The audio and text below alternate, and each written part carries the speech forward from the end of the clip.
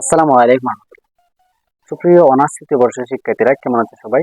Welcome করছি নতুন আরেকটি ক্লাসে। আমরা আজকের ক্লাসে কিভাবে প্রচুরক নির্ণয় করতে হয় সেটা নিয়ে আলোচনা করব। এর পাশাপাশি তোমাদের যারা ক্লাস 9-10 আছে তাদেরকে বলি তোমরা কিন্তু এই ক্লাসগুলো দেখতে পারো। যদি এই ক্লাসগুলো দেখো তোমাদের যে পরিসংখ্যান নিয়ে যে কনফিউশন ইনশাআল্লাহ সেগুলো দূর হয়ে যাবে। তোমরা কয়েকটা ক্লাস পেতে পারো তোমাদের পরিসংখ্যান উপর ডিপেন্ড করে। আর বিশেষ করে স্পেশালি কিন্তু আমি এগুলো অনার্স তৃতীয় বর্ষের জন্য তৈরি করতেছি। তো তোমরা একটু লেগে থাকো, যদি তোমরা ঠিক মতো ক্লাসগুলো দেখো ইনশাল্লাহ তোমরা পরিসংখ্যান একটা ভালো একটা ধারণা পেয়ে যাবে। ঠিক আছে, তো দেখো আমরা ক্লাসটা করি। এখানে আমরা লক্ষ্য করতে পারছি যে একটা সারণী দেওয়া আছে এবং সারণীর উপর ডিপেন্ড করে আমাদের একটা প্রশ্ন করছে যে উপরের সারণী থেকে প্রচুরক নির্ণয় করো। তো এই যে সারণীটা আছে এই সারণী থেকে আমরা প্রচুরক নির্ণয় করব। যদি আমি প্রচুরক নির্ণয় করতে চাই আমাকে প্রচুরকের সূত্র জানতে হবে। তো তুমি দেখো প্রচুরকের এখানে সূত্র আমি দিলাম। এখানে আছে একটা হচ্ছে অনার্সের সূত্র আর একটা হচ্ছে ক্লাস 10 এর সূত্র। দুইটা প্রায় সেম একই কিন্তু। ঠিক আছে, তো এখানে আমাদের আছে এল। এলটা আমি তোমাদের গত মধ্যে ক্লাসের মধ্যে বলেছিলাম। এল যদি আমরা বের করতে চাই আমাদেরকে শ্রেণীবৃত্তি লাগবে, আর তোমরা জানো যে কোনো সারণী তৈরি করতে গেলে আমাদের তো শ্রেণীবৃত্তি লাগে। ঠিক আছে, তো আমরা শ্রেণীবৃত্তিটা পেলাম। এরপর হচ্ছে আমাদের ডেল ওয়ান। এই যে আমাদের এগুলো আমাদের চিহ্নটা সেটাকে ডেল বলা হয়। তো ডেল ওয়ান আছে আমাদের উপরে, নিচে আছে del one plus del two. ঠিক আছে, তো ডেল ওয়ান এবং ডেল টু এগুলো যদি বের করতে চাই আমাদের গণসংখ্যা লাগবে। আর সি তো তোমরা জানোই সেটা হচ্ছে গণসংখ্যা। ঠিক আছে, এখানে সেম একই অবস্থা আমাদের।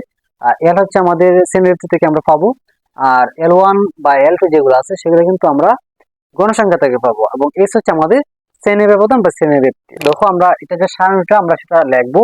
তোমাদেরকে বলে রাখি আমাদের সারণী তৈরি হতে কোনটা কোনটা প্রয়োজন পড়বে। যেহেতু এল এখানে আছে আমাদের শ্রেণীবৃত্তি লাগবে, এবং আমাদের ডেল ওয়ান ডেল টু এগুলো বের হতে হলে আমাদের গণসংখ্যা লাগবে। শুধুমাত্র গণসংখ্যা লাগবে এবং আমাদের লাগবে শ্রেণীবৃত্তিটা। ঠিক আছে, তো দেখো আমরা সারণীটা তৈরি করি। তো তোমরা দেখতে পাচ্ছ এখানে আমরা সারণীটা তৈরি করছি, আর বলছিলাম আমাদের এল এর জন্য লাগবে শ্রেণীবৃত্তি, আর শ্রেণীবৃত্তি তো আমাদের লাগে যে কোনো সারণী তৈরি করতে গেলে। আমরা লিখবো এখানে শ্রেণীবৃত্তি।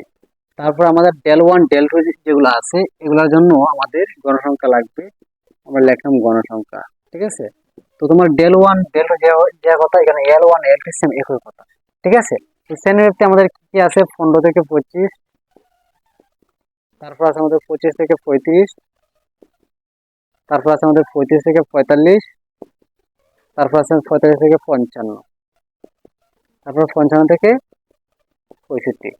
তো তোমরা এখানে লক্ষ্য করো এখানে কিন্তু আমাদের শ্রেণীবৃত্তি গুলো দেওয়া আছে, গণসংখ্যা দেওয়া আছে। তোমাদের অনেক সময় এগুলো না দিয়ে কতগুলো উপাত্ত দিতে পারে। তো তোমাদের যদি এগুলো না দিয়ে কোনো উপাত্ত দেওয়া থাকে তোমরা উপাত্ত থেকে তোমাদের শ্রেণীবৃত্তি বের করবে এবং গণসংখ্যা গুলো বের করে নিয়ে তারপরে কিন্তু অঙ্ক করা করবে। ঠিক আছে, তো আমাদের যেহেতু এখানে দেওয়া আছে আমরা সেগুলো লিখে ফেলছি। তারপর দেখো তো এখানে 7 দেওয়া আছে, আমরা লিখলাম এখানে 7। তারপর আমাদের 25 থেকে 35 আছে আমাদের 10। তারপরে আমাদের 25 থেকে 45 এর মধ্যে গণসংখ্যা হচ্ছে আমাদের 15। তারপরে 45 থেকে 55 এর মধ্যে আছে আমাদের 12। তারপরে 55 থেকে 65 এর মধ্যে আছে আমাদের 6টি। ঠিক আছে, তো এখন আমরা গণসংখ্যাগুলো যোগ করব। তো 7 আর 10 যদি আমরা যোগ করি 17, 17 আর 15 হচ্ছে আমাদের 32, 32 আর 12 হচ্ছে 44, 44 আর 6 হচ্ছে আমাদের 50। আমরা এখানে লিখলাম কি সমান সমান 50। এগুলো মোট হচ্ছে 50। আর গণসংখ্যার মোট সংখ্যাকে n দ্বারা প্রকাশ করা হয়, তো আমরা লিখবো এখানে n সমান সমান 50। ঠিক আছে, তো এখন আমরা লিখবো সুতরাং নির্ণয়ে প্রচুরক।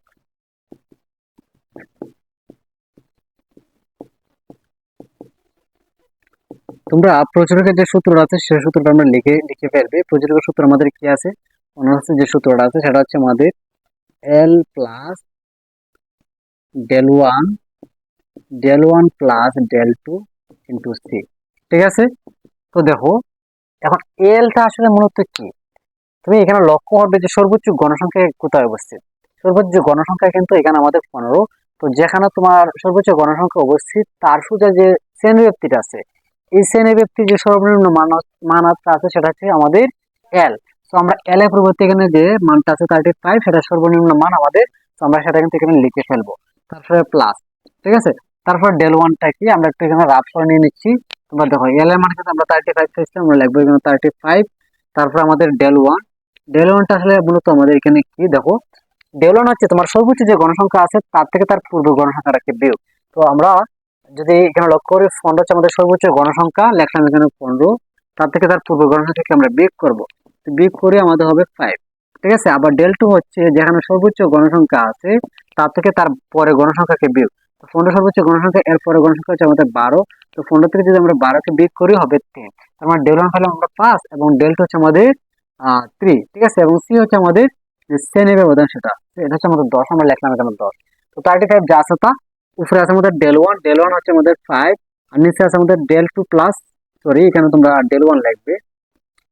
তো ডেল 1 হচ্ছে আমাদের মূলত 5 প্লাস এখানে ডেল 2 আছে, আমরা লিখবো এখানে 3 ইন্টু সি, সি মূলত আমাদের 10, লিখলাম 10। তো দেখো এখানে কি আছে, 35 প্লাস যা আছে তা, ফার্স্টে 8 যদি আমরা গুণ করে হবে 5×50, নিচে হবে আমাদের 8। তো 35 যা আছে তা প্লাস, আমরা যদি 8 দ্বারা যদি 50কে ভাগ করে হবে 6.25, লিখলাম 6.25। তারপরে 35 এর সাথে যদি আমরা 6.25কে যোগ করি হবে আমাদের 41.25, ঠিক আছে। তো এটাই মূলত আমাদের প্রচুরক মান। আশা করি তোমরা প্রত্যেকে বুঝতে পারছো। আর তোমাদেরকে আরেকটা কথা বলে রাখি, আমি যে এগুলো করলাম এখানে কিন্তু তোমাদের সারণী আকারে দেওয়া ছিল, কিন্তু অনেক সময় তোমাদের এগুলো সারণী না দিয়ে কতগুলো উপাত্ত দিতে পারে, ঠিক আছে।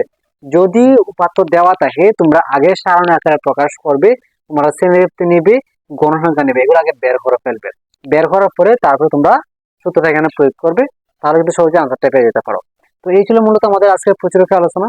আশা করি তোমরা প্রত্যেকে বুঝতে পারছো। আর এরপর যদি কোনো কনফিউশন থাকে অবশ্যই আমাকে কমেন্টের মাধ্যমে জানাবে। আর যদি ক্লাসগুলো ভালো লাগে থাকে অবশ্যই চ্যানেলটি সাবস্ক্রাইব করে রাখবে। আর যদি ফেসবুক পেজ থেকে দেখা থাকে অবশ্যই পেজটিকে ফলো করা থাকবে। দেখা হচ্ছে নতুন কোনো ভিডিওতে। এ পর্যন্ত সবার ভালো থাকো, সুস্থ থাকো।